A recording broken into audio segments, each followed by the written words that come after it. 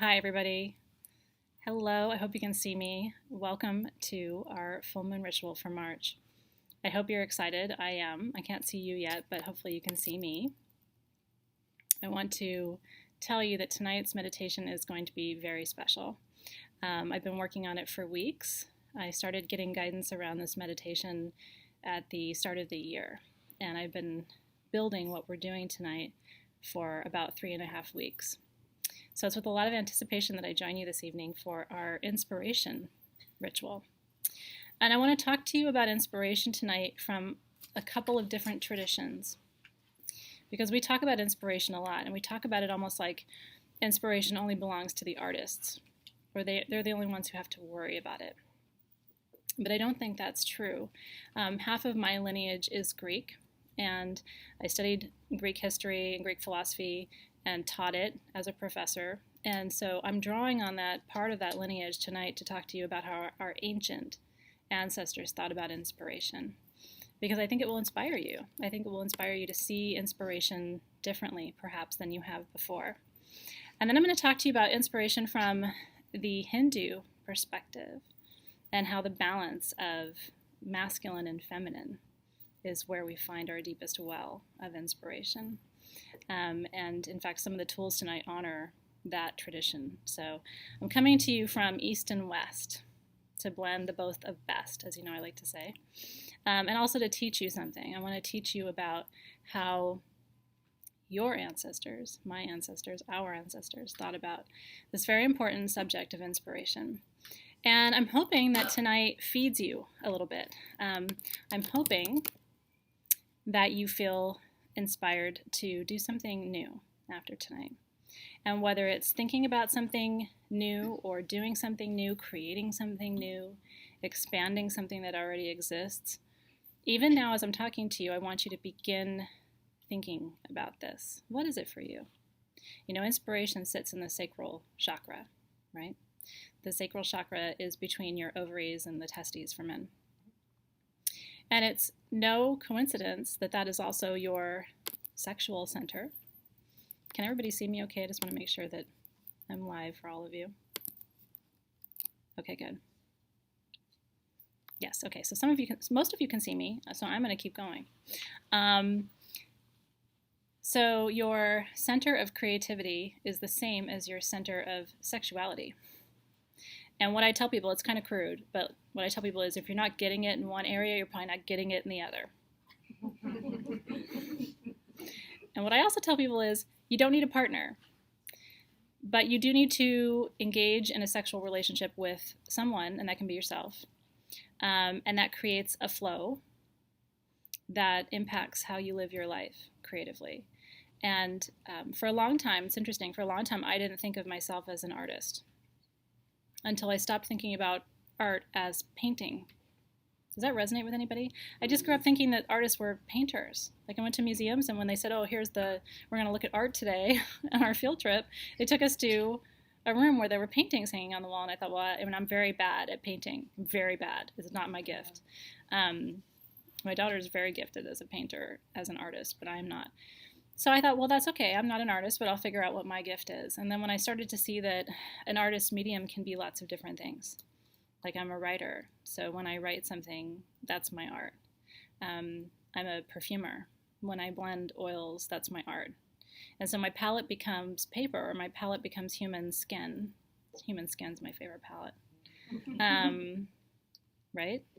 And what's interesting to me is I can make a perfume and I could pass it around this room right now and it would smell different on every single person, because none of us is the same. And I want you to figure out what your art is, and then I want you to embrace it. And I don't want you to wait till you're 30, which is pretty much the point at which I started thinking of myself as an artist, as a gifted artist who had a medium or media. I want you to start thinking of yourself as an artist tonight. And your art may be your teaching with young students or old students. I was the teacher of old students. Your art may be how you parent your children. What an art that is. Your art may be how you partner your partner. Your art may be how you speak in front of a room. Your art may be how you run your company. Your art may be how you serve the people that you serve in whatever capacity, as someone who offers food, as someone who offers services in a retail capacity. I think however you think of your art, tonight I want to inspire you to do it better. And I want to inspire you to do it differently, because I want you to think about how can you integrate these different sources of inspiration into your work. The Greek muses were categorized into the different areas. So there was a muse of comedy, and there was a muse of lyric poetry, and there was a muse of epic poetry, and there was a muse of dance. And I think if we don't translate those things so literally, like, what if dance just means movement, in your body, being in your body? I think that's what that muse means.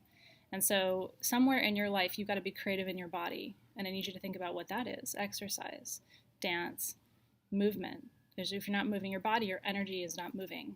Your life force is not moving. You have to move your body. So anyway, that's kind of where we're headed tonight, and I hope you're excited about it, because you can tell I'm very excited about it. I'll be excited enough for both of us. If you're not excited about tonight, I'm always excited enough for both of us. I'm a Leo, and I always think it's awesome, whatever's happening right now.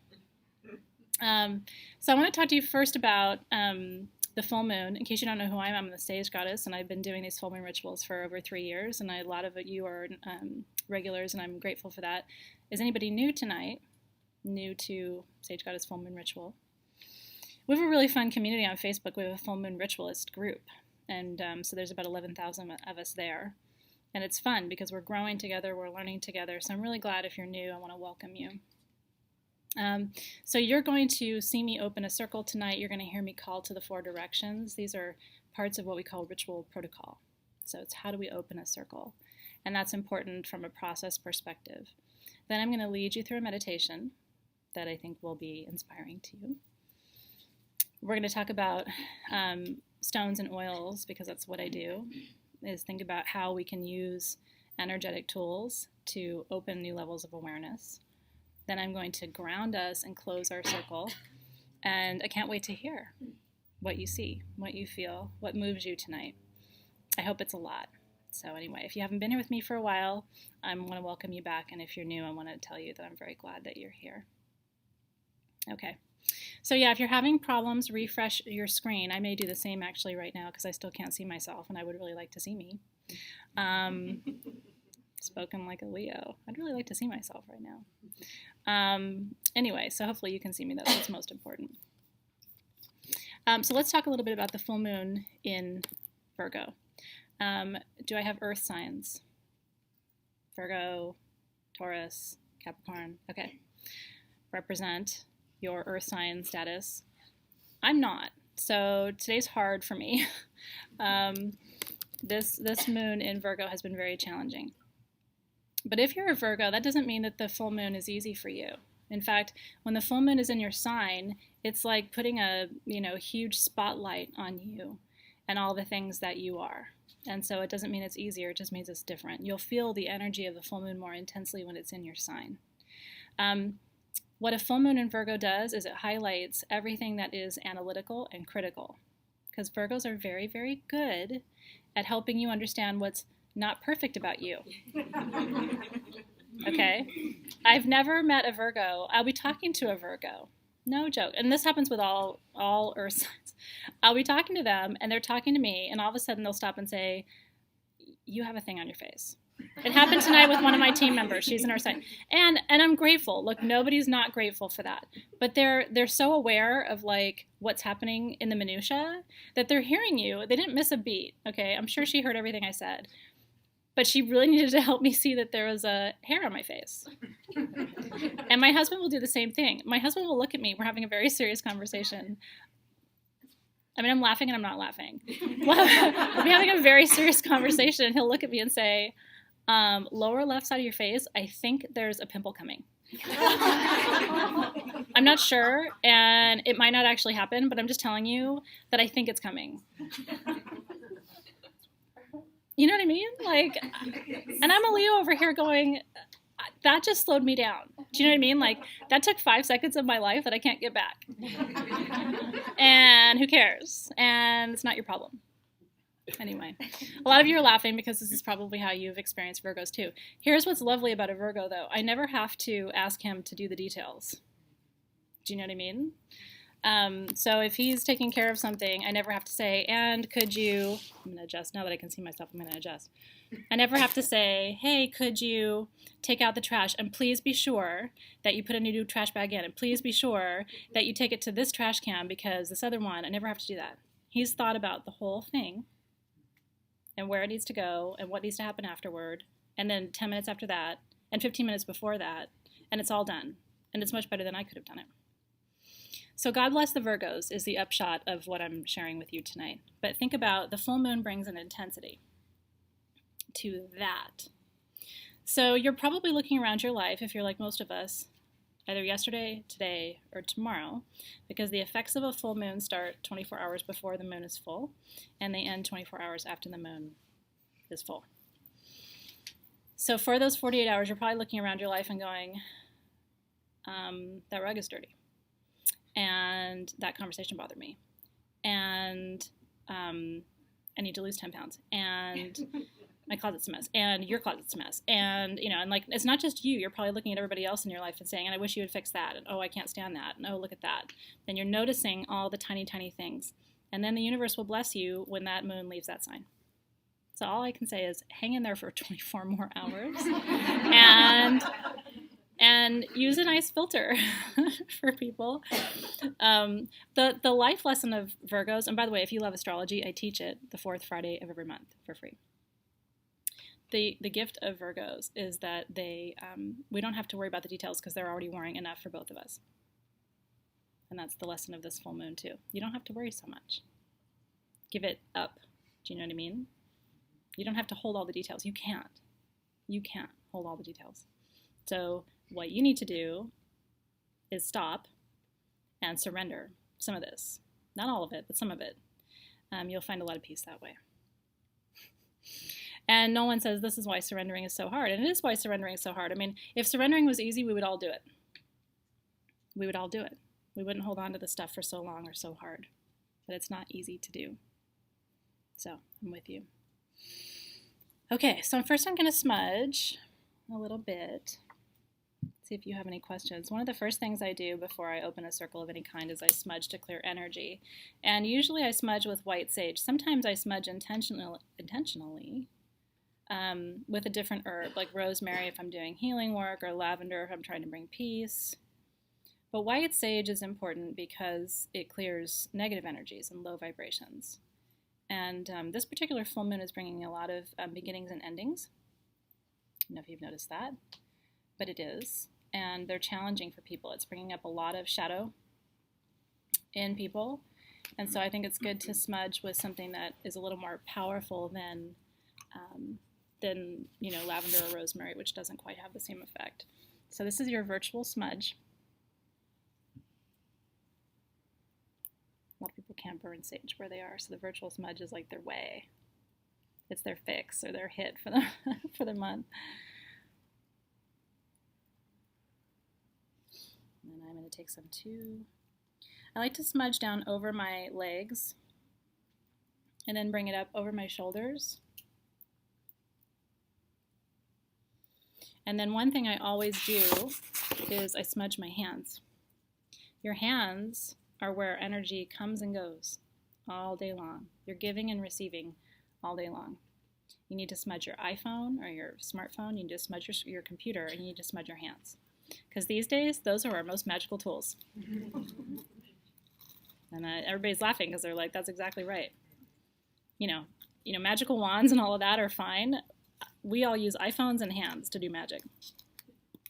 Okay, so there's that. So I want to invite you, I always say this, I want to invite you to gift yourself the next 45 minutes. We do these full moon rituals once a month, and we're all really, really busy, and I honor your time. So I always tell people, whatever it is that's stressing you out is still going to be there at 7 o'clock Pacific time when we're done. But give yourself 45 minutes just to relax and let it go a little bit. So, and physically what that looks like is rolling your shoulders back, rocking on your hips a little bit so you can feel the root chakra, your connection to the floor and the earth. Rolling your shoulders back forces you to breathe more deeply in your diaphragm. So you're not doing that shallow anxious breath that we all do during the day, like you're really opening your chest so that when you breathe, you feel your diaphragm. So let's take 3 really nice, deep, cleansing yoga breaths together, okay? And we're going to do the first one. The first one is going to be for our physical bodies tonight. So as you breathe in, I want you to think about, what does your body need from the breath? The breath always is your life force. It's your, you stop breathing, you die. So what does your body need from the breath? And when you breathe in and breathe out, especially on the inhale, you're nourishing all the systems of your body, the cells, the organisms, the tiny little micro, organisms that live within you. You're nourishing every part of your body from the inside out. So as you breathe this breath in, I really want you to think about healing your body tonight. So deep breath. When you're ready, go ahead and inhale.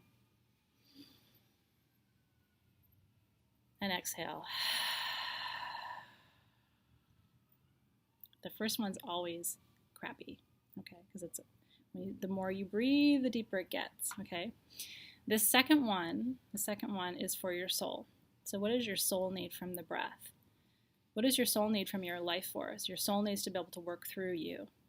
When you die, your soul goes somewhere else, I believe. Hopefully to a happier place. But your soul needs to work through your body in order to do its work on the planet. So I want you to think about what nourishment your soul needs from this breath. When you're ready, go ahead and inhale again. And exhale. Let's do that one more time for the spirit. Go ahead and inhale. And exhale.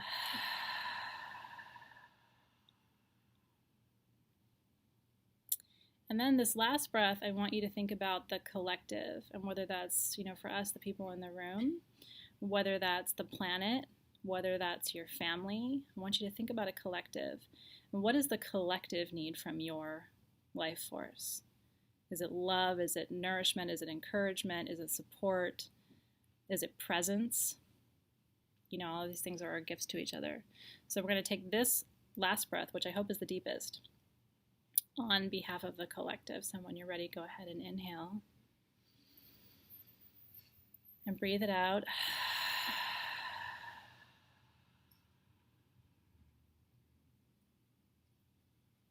And then just breathe normally for a minute.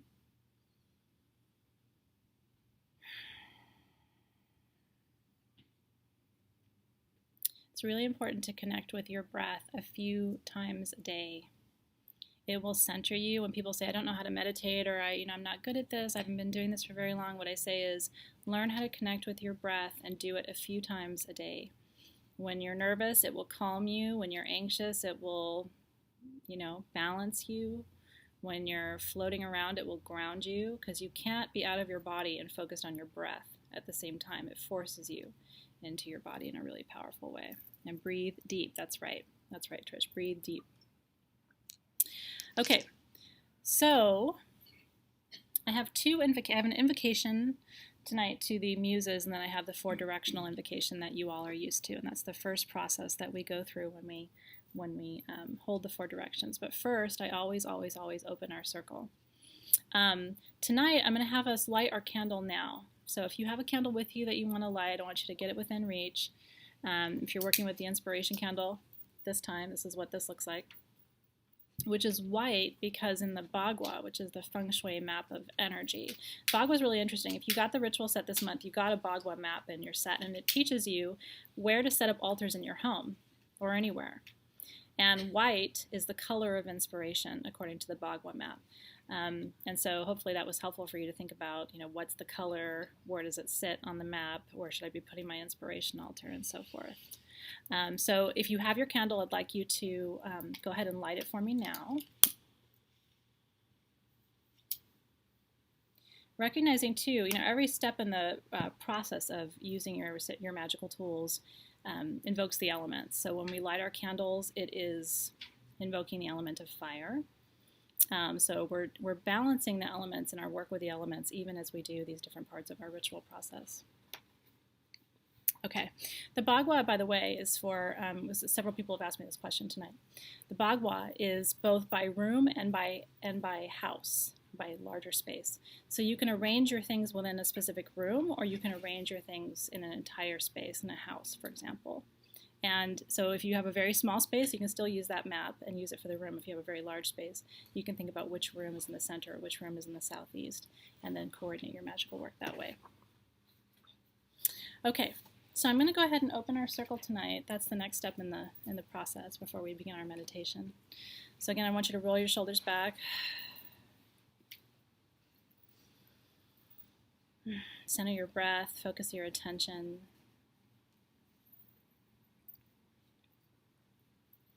We always begin by imagining that out of your left hand extends a white beam of light. That beam of light is about 4 to 6 inches in diameter. And I like to give it a temperature and a texture, imagining that beam of light being warm, maybe having a texture to it. And I want you to visualize that that beam of light extends out of your left hand, away from your hand, toward the person who's seated next to you in the circle. And here in the room right here, we have a circle, but you're in a virtual circle too.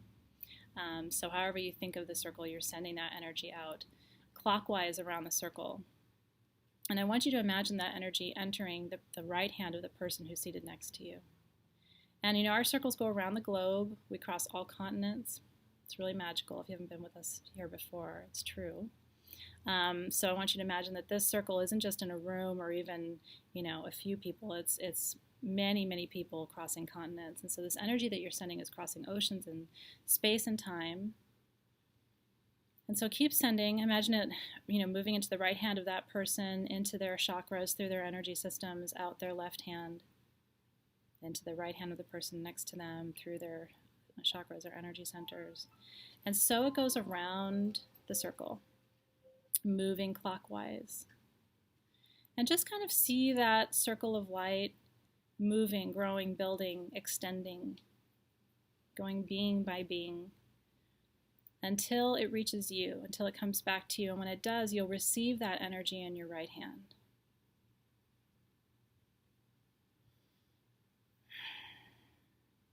And it's really normal for your hands to tingle. Mine always do, or get warm, because you're holding a lot of energy in your hands. So receive that energy in your right hand, and then allow that energy to move up your arm, across your shoulder, and down through your energy centers. Visualize it washing that white light over your throat chakra, your heart chakra, opening your heart space, the solar plexus, your seat of power, your sacral chakra, the seat of creativity, down to the root, allowing you to feel safe and protected and held. Washing back up past the throat to the third eye, deepening your intuition. Up to the crown, connecting you to your source.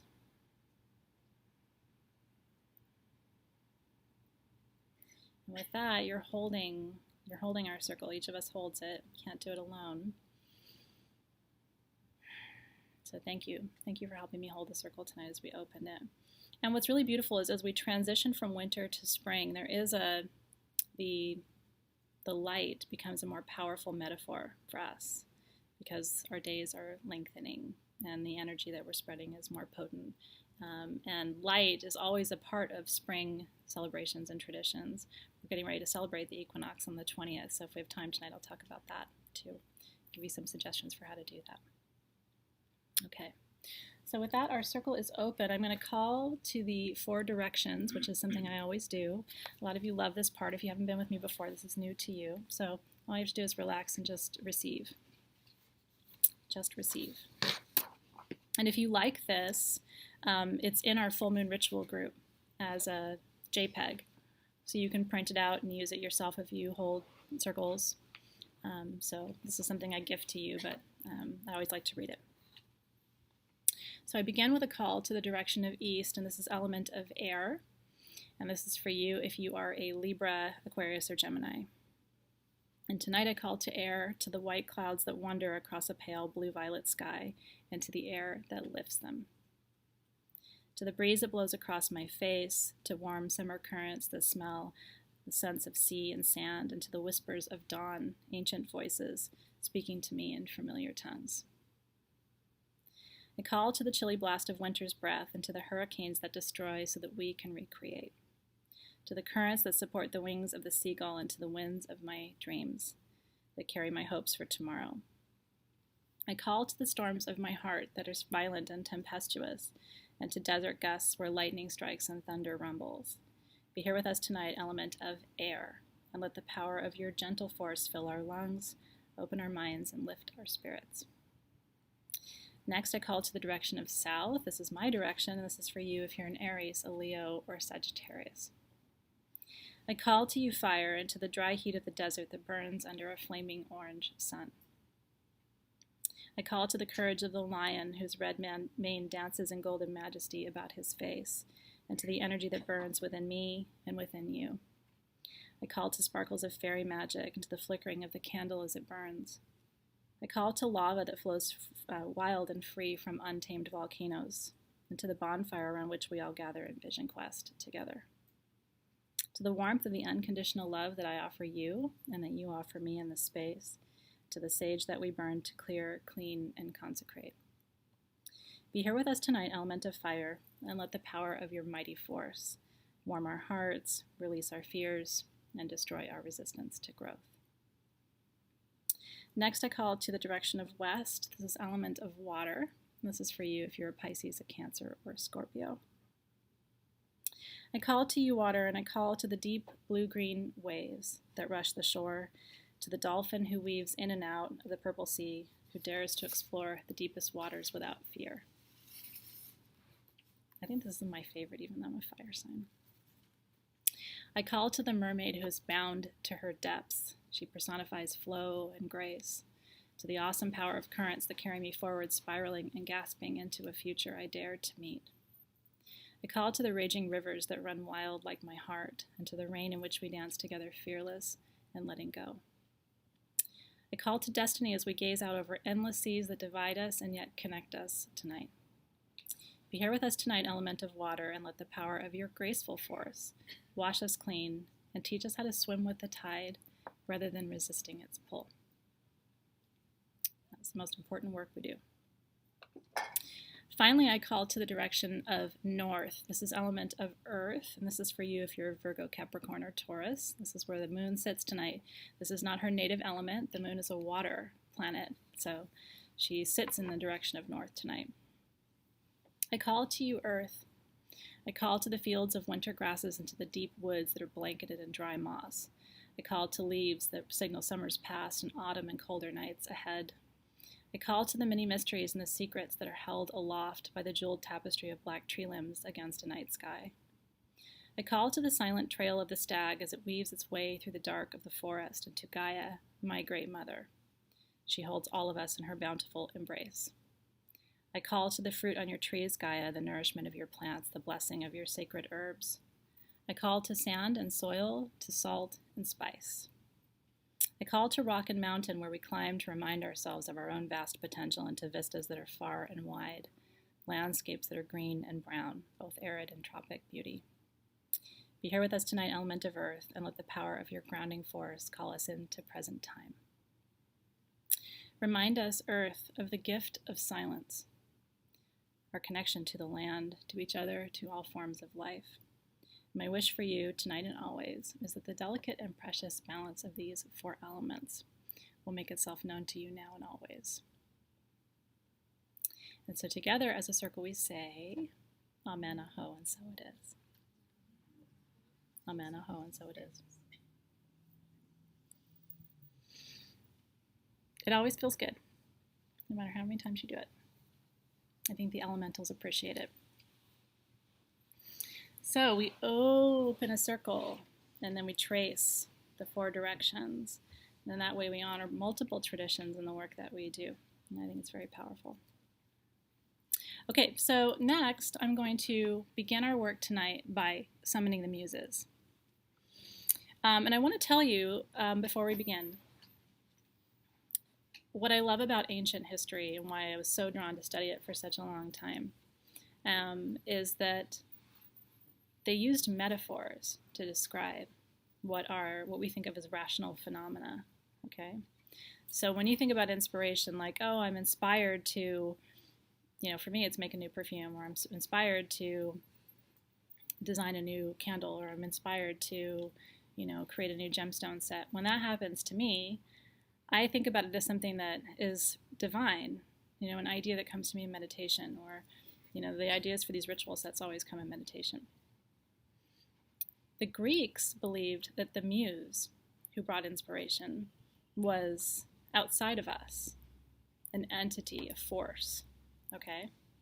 And that the Muses could be called upon to visit. They even sometimes thought of the Muses as winds that would come and blow. And they would summon that energy. So if they wanted to create a new poem, epic poetry was very important to the ancient Greeks. They really believed in the value and the beauty of these grand stories like the Iliad and the Odyssey. So epic poetry was very powerful. And that's why there's an entire muse dedicated to it. If you haven't read the Iliad and the Odyssey, you really should. Maybe I'll read it to you one of these days. It would be a very long meeting if I did that, because it would take a couple days. But anyway. Good. Some of you have read them both several times. That makes me very happy. I think that people should. There are certain things that you should do as a grown-up person, and one of them is you should read the Iliad and the Odyssey if you didn't as a student, and Dante's Inferno. I should give you a reading list, right? Anyway, that's for another time.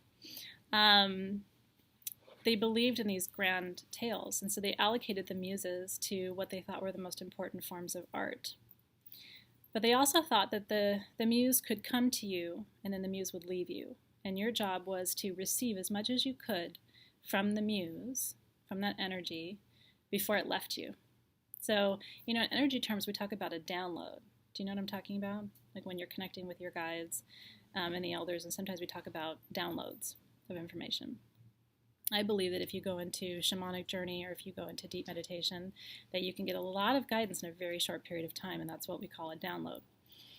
Well, the Muse downloads, and I think you can request that the energy of the Muse be present to you, but what's really powerful and magical about it is it lasts as long as it needs to. Okay? So I'm going to read this invocation to you. As I do, I want you to internalize this and think about what each of these Muses represents to you. Okay, really receiving it, taking it in. And what I hope might happen tonight is as I'm talking to you about the Muse of dance, or as I'm talking to you about the Muse of poetry, that you might think about what that means for you in a way you would never have imagined before. So I'm calling in your higher self tonight. I'm calling in your guides to speak through this meditation to you in a way that's going to resonate. And not just to you consciously, intellectually, but in your body with a deep knowing of what it is you're meant to create in 2015. Okay? You ready? Okay. And one of the things we should do, I was going to wait till later to do this, but I like to begin with scent early. If you have your Shakti perfume for this ritual, go ahead and open that. Shakti, we'll talk about Shakti tonight as well. Shakti is the Hindu goddess of inspiration. Shakti is the source of all. She's the divine feminine. And so she is the mistress of all that comes through you in your life. She's the source. She's very much Gaia in some ways, but more of an energetic Gaia as opposed to a planetary Gaia. She's not holding the planet, she's holding all. So I created this perfume to hold the essence of that, like what needs to come through you. So if you have your perfume, I'm going to pass mine around in case anybody here doesn't have it. Just take a little bit. I like to anoint myself at my wrists, a little bit at the third eye, and then a little bit at my ankles.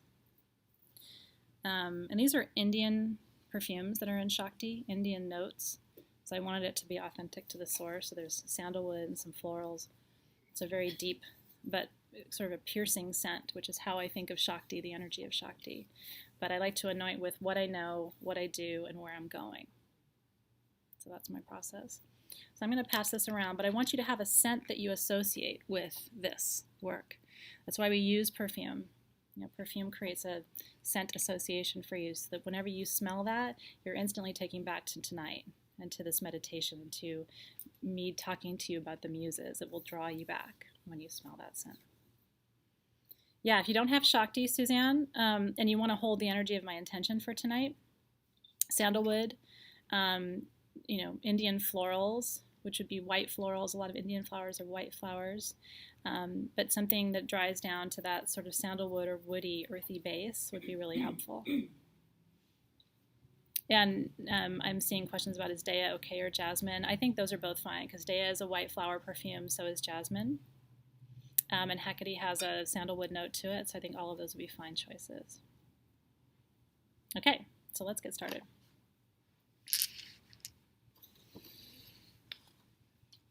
Now, all of the great epic poems began with, "Sing to us, Muse." The Greeks asked the Muse to sing to them, so that's how I'm beginning with you tonight, too. So tonight we ask you to sing to us, Muse, bringing your divine inspiration and helping us connect with the winds of your guidance. Sing to us first, Calliope, Muse of epic poetry, and tell us about the grand tales of adventures that await us.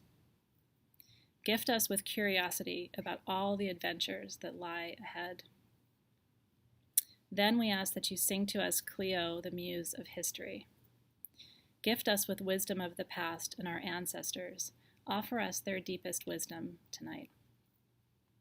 Help us not to repeat our mistakes, Clio, but to learn from them instead. Next, we ask that you sing to us, Euterpe, Muse of song. Help us to sing a new song tonight of peace and love, such that all who hear the melody will be moved by its magical rhythm. Sing to us, Erato, Muse of the lyric, and help us to use our words to create beauty, not harm.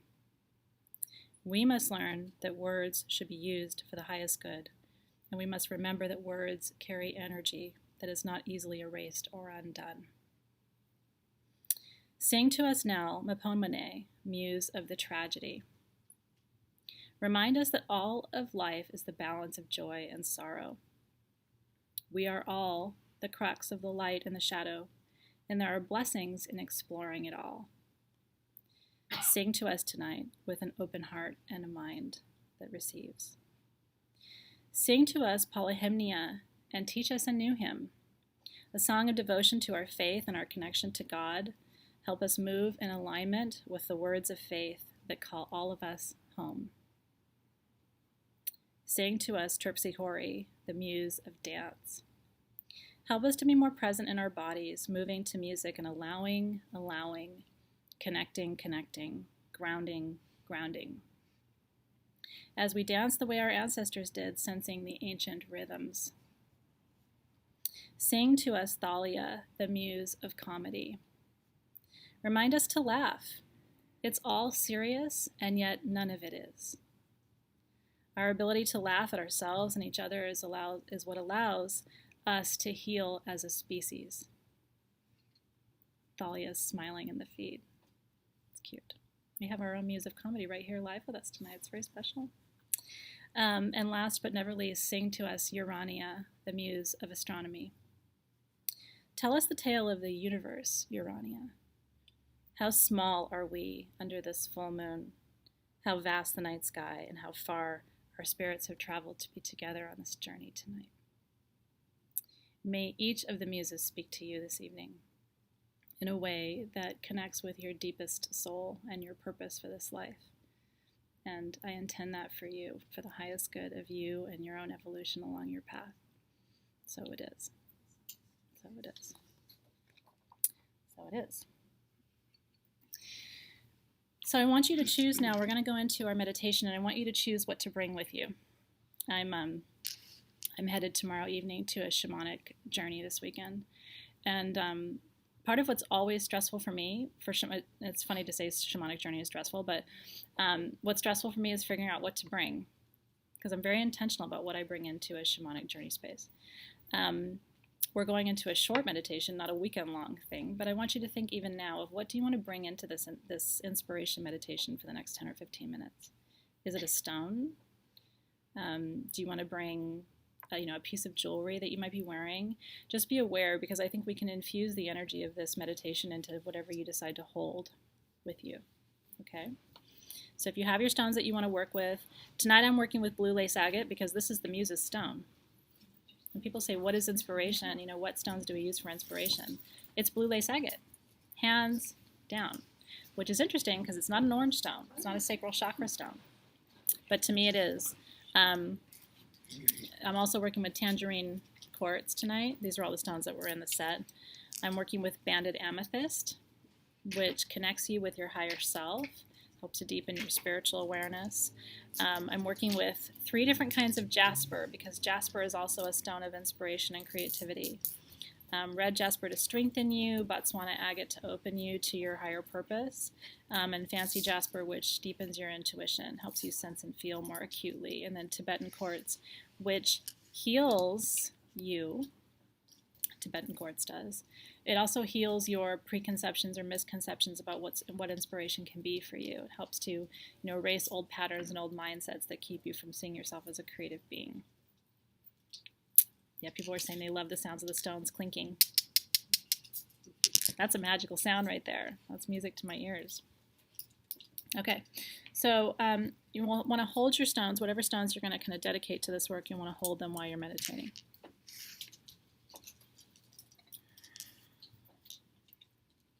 I like to hold mine in my non-dominant hand because I'll cover them with my dominant hand. Your non-dominant hand is your receiving hand. Your writing hand is your projecting hand.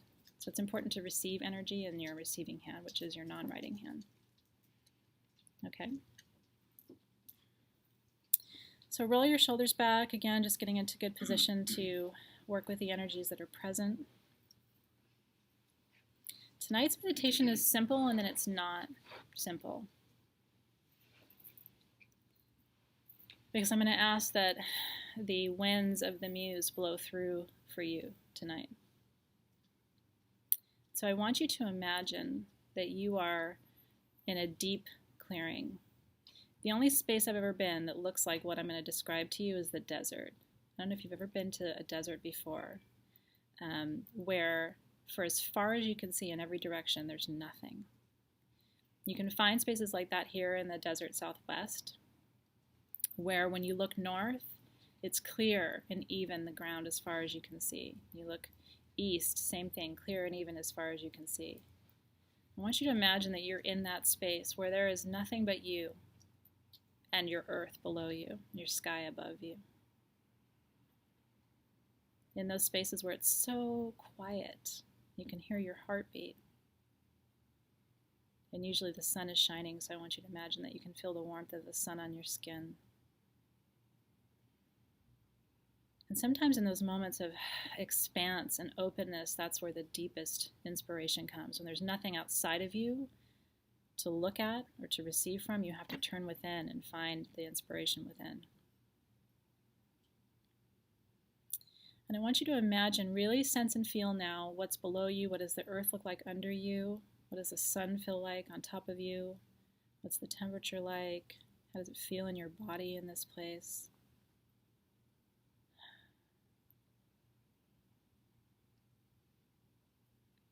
And I want you to begin to imagine that to your left, you can't see it, but you can begin to feel it. Just a stirring of the air. Just a stirring of the energy. So slight that you can't hear it, you can't even really feel it, but you're sensing that there's movement to the left. And I want you to imagine that wind of that divine inspiration is coming to you, and it's beginning there. Your left represents your concrete knowing. And so as this wind of inspiration comes through on your left side, I want you to begin to open yourself to receiving awareness tonight about what it is you need to create in the world. Calling in this muse energy, calling in this divine inspiration and deep knowing about what it is, why are you here? You're here to make something. It could be people, it could be an environment, it could be a space, it could be a thing, but you are here to create something.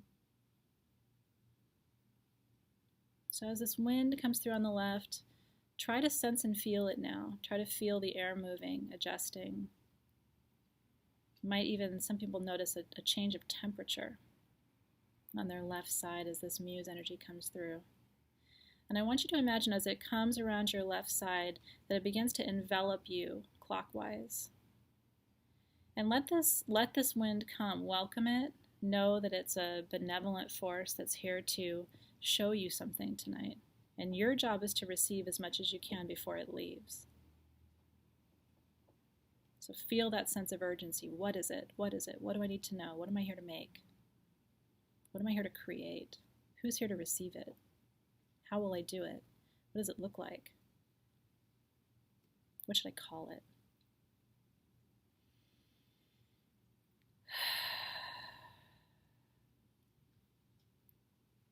And as that wind moves and starts to wind around you, start noticing the right side of your body, the temperature of the right side of your body.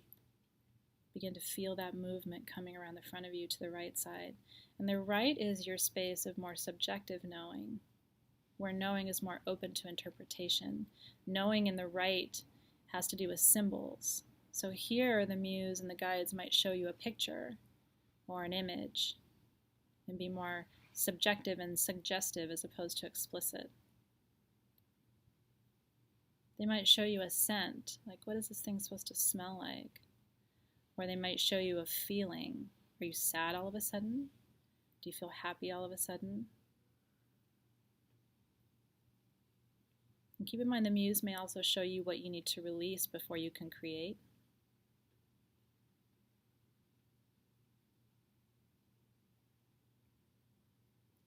And stay with this energy, noticing all of the subtleties as we go. Could be a word, could be a sound, could be a symbol or an image. And let that wind wind behind you now.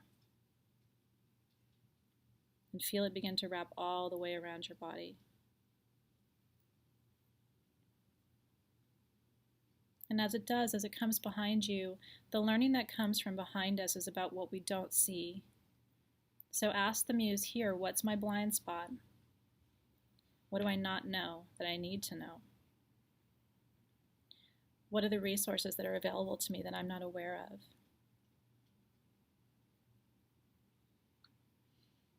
And you can ask questions. How do I do this, guides? How do I do this, muse? If this is what I need to know, how do I find this? And then letting the wind continue to wrap around you, behind you, come around your left side again, and wrapping around you like a blanket until that wind is right in front of you now.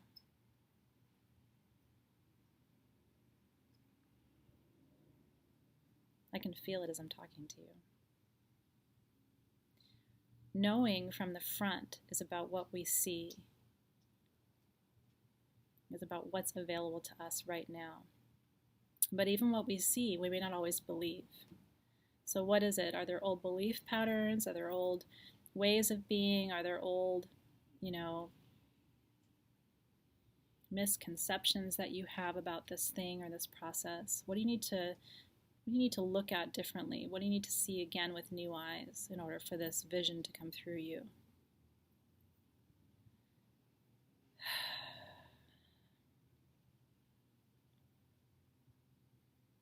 And all of this tonight here at this full moon around beginnings and endings. What needs to come, what needs to go in order for this to come to pass for you.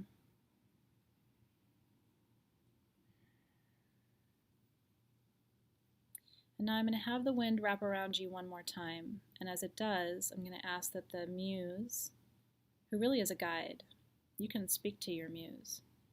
I'm going to ask that the muse show you now an image of yourself as the artist. What does that look like? You in your full artistic capacity, whatever your medium might be.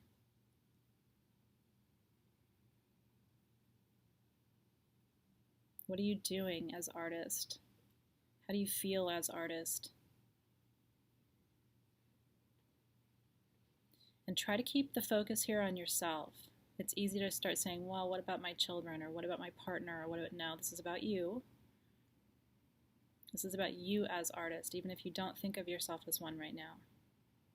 And approaching what you already do in your life as if it were art.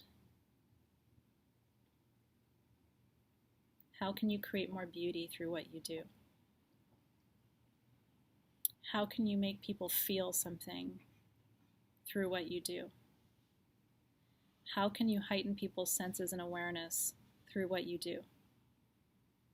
How can you, in the Greek tragic sense, how can you help people feel the full spectrum of emotion through what you do? Recognizing the importance of epic, how can you prepare people for the adventure of their lifetime through what you do? How can you teach them to be more courageous or bold?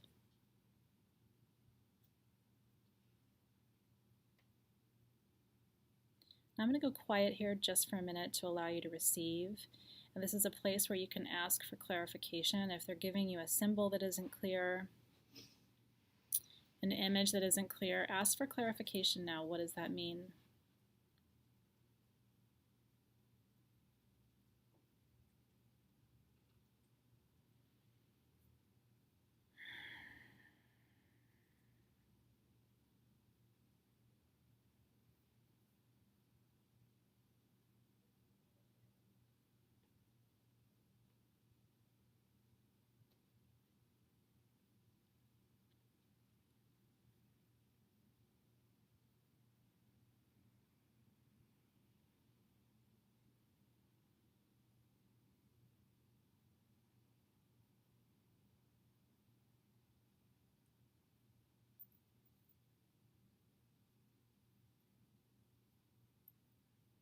As we're in this meditation, I'm feeling so guided that a lot of you have ancestors who either do what you do or do what you need to do, did what you need to do, and that you need to ask more questions. What did they do? How did they do it? And channeling some of that wisdom from the ancestors, because they may know more than you think about what it is you're here to do.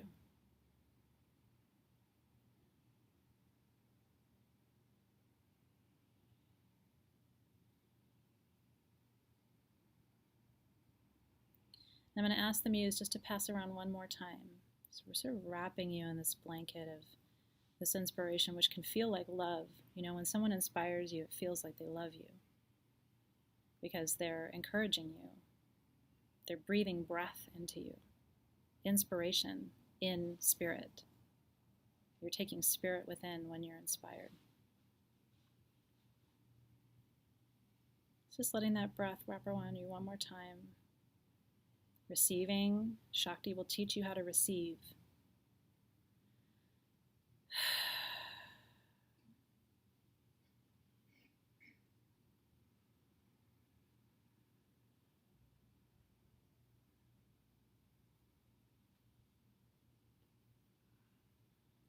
And now the Muse begins to leave you.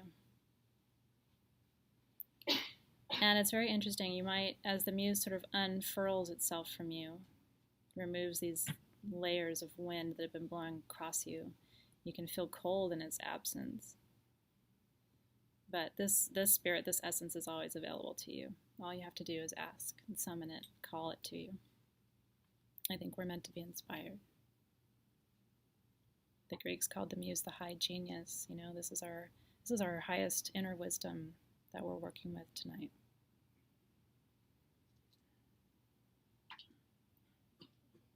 So let that wind now pass to your right. You might turn to watch it go across the desert landscape.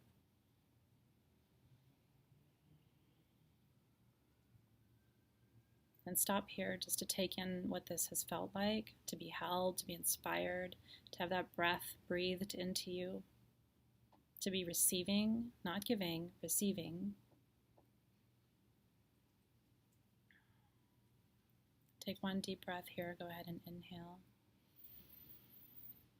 And exhale.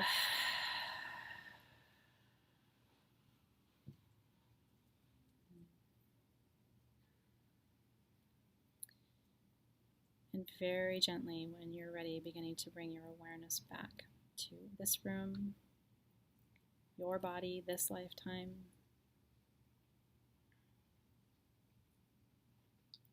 Wiggle fingers and toes.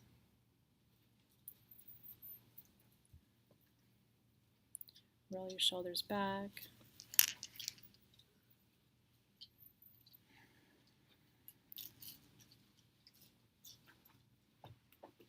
ready, you can open your eyes.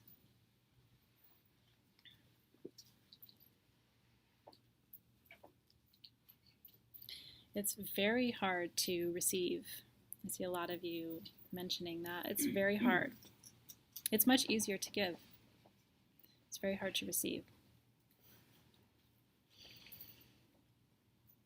And keep in mind, the message may come tonight in dream time. The message may come tomorrow. The message may come next week. So, you know, the way time works in spirit is not the way time works for you and me.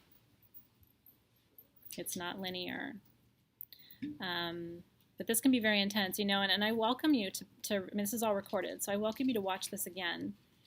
And, you know, you can hit pause and stay in the meditation and receive. If you want to do it for longer, that's why I always go quiet just for a little bit. And you can hit pause right there and stay for an extra 15 minutes, stay for an extra half an hour, and really be in that place of receiving so that it goes longer for you.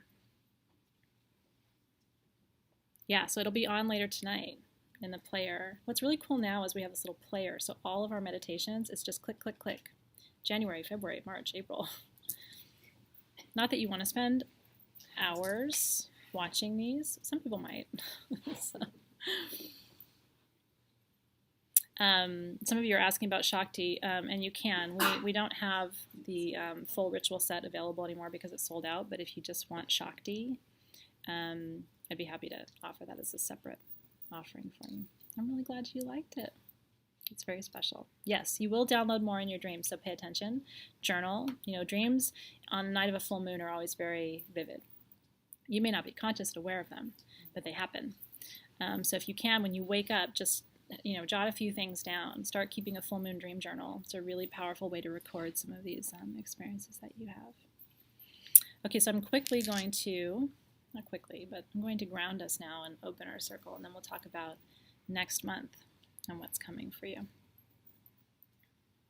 So rolling shoulders back, closing your eyes, giving thanks to the Muses who came tonight.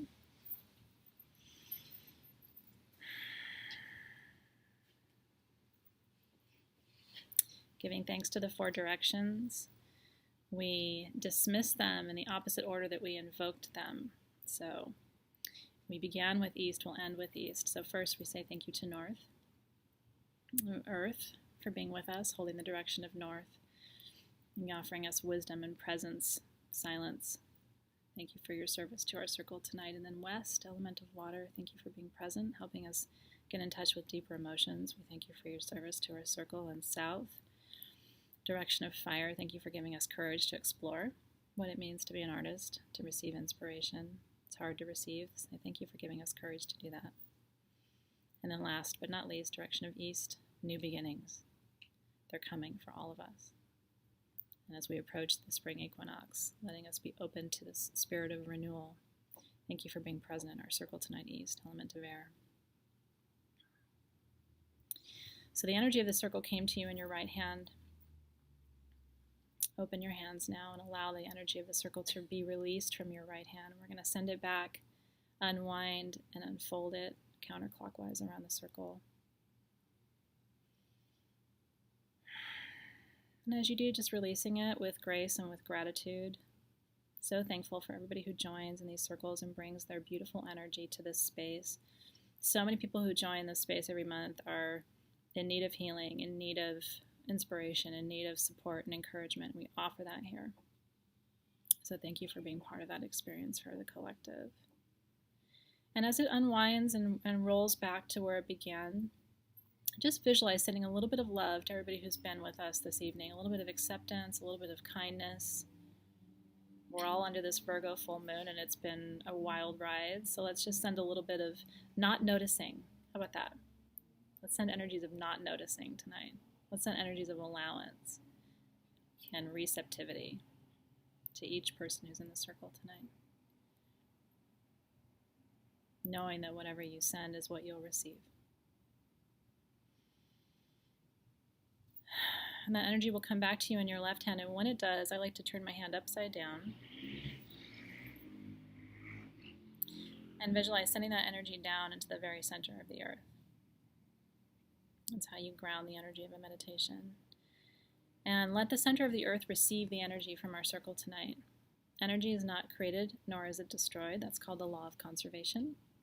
But energy can be transmuted, transformed, and transferred to other places where it needs to go. So we ask the universe to do this on our collective behalf and for the highest good, so that that energy is received by those who need it.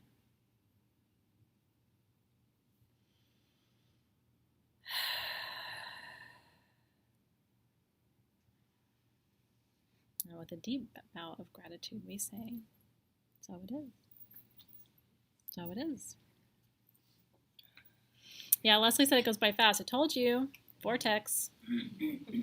That's what we call a vortex, my friends. Yeah. I live in a vortex, so it might seem really weird to you. This is what my everyday life is like.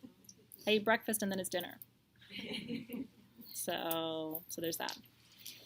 So our next gathering, here's what's kind of tricky for April, is that we've got Good Friday and Easter. And then that Saturday is the full moon. She goes full at about 8:04 a.m. Pacific time.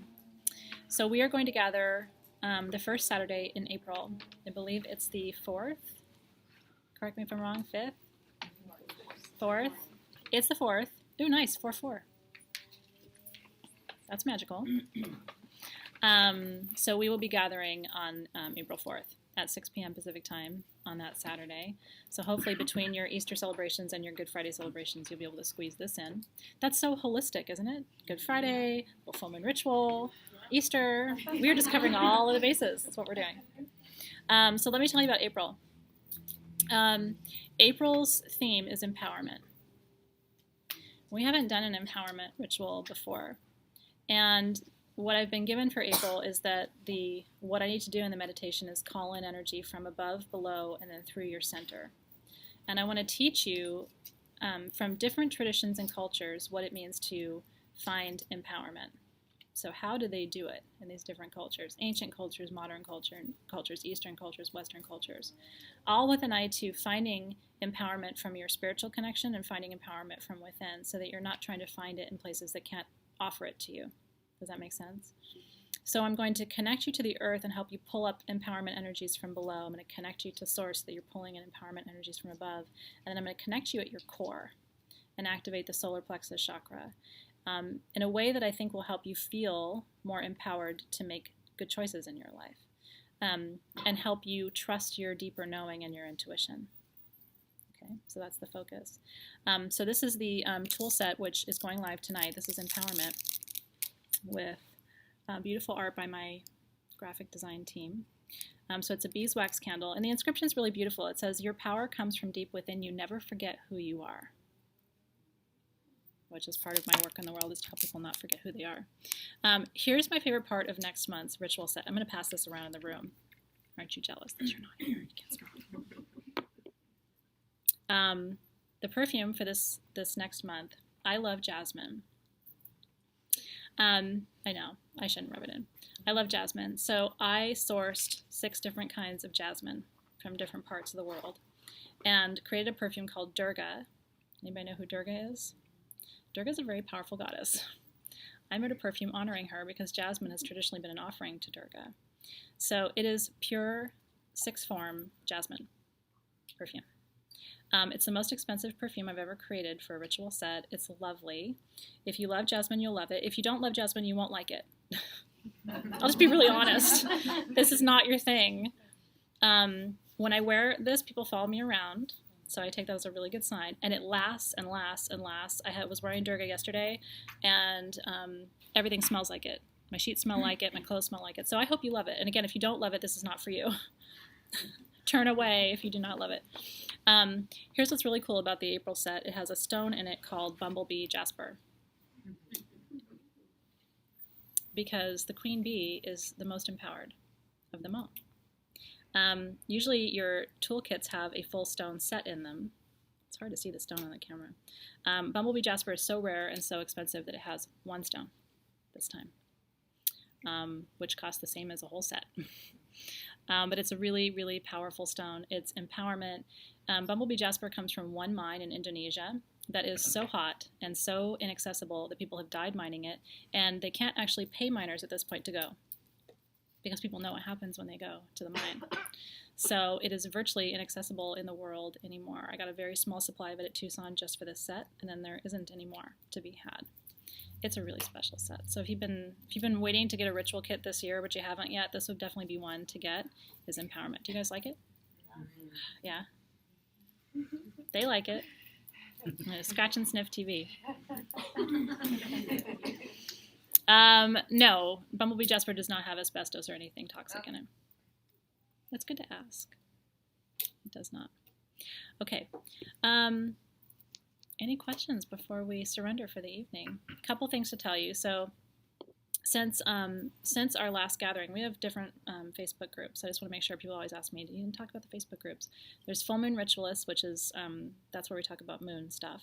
There's Gem Haven, where we talk about gemstones. And there's Perfumery, where now we talk about perfume. And I'm doing a giveaway in Perfumery this week for a custom perfume. So that is kind of a cool thing. You're going to tell me what your intention is, and I'm going to make a custom perfume for somebody in there.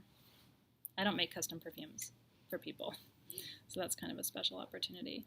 A book club would be fun. I have to say, I'm a reader. I really am. Like, to me, if you said I could spend my whole day tomorrow reading, that would be like telling me I could spend my whole day, eating chocolate. Except I'm going to a shamanic journey, and I'd rather be there. But next to journeying and eating chocolate, I really like to read. So a book club sounds really good. I might think about that. If we could take it really slow, because a lot of my friends and customers and followers are parents and they're busy, and it would have to be like a book a month. But we can do that. It'd be very cool. So thoughts about the equinox. Let me just talk about this for 2 seconds. If you have to sign off, I understand. But if you want to hear about my thoughts about the equinox, you should stay.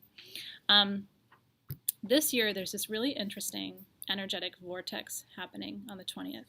If you use any of the magical calendars that talk about moon phases, moon sign, and have astrological information in them, does anybody have one of those that you work with? It's fascinating. You look at March, and there's like little bits and pieces of activity, and then you look at the 20th, and there's a line about this long of what's happening, because there's a solar eclipse, there's a new moon, and the equinox, all in one day. So here's what I want to say about that. It's very, very powerful. That is a new beginning to end all new beginnings. We set intentions at the new moon. The equinox and the solstice are 4 portals, as we call them, in the year. Our ancestors, and across all countries and traditions, by the way, South America, ancient Egyptians, everyone saw these 4 points of the year as these portals, these spaces where the living and the dead, the conscious and the unconscious, there's this opening of a space there.